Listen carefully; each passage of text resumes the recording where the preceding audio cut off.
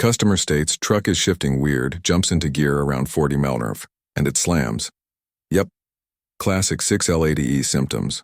Let's dig in. On the road, I can feel the torque converter slipping. Feels like a delayed upshift with a harsh engagement. Textbook internal clutch wear on a 6L80E. We drop the pan and the fluid is glittery. That's metal. That means the torque converter is failing and sending metal through the transmission. Show metallic fluid or pan debris if you have footage.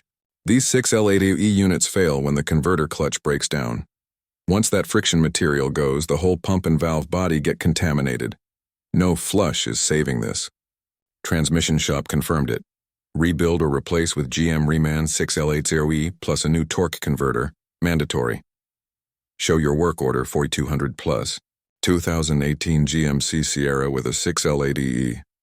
Once you feel that flare, bang, or shudder shifting into higher gears, it's already too late. Get it checked early before metal circulates.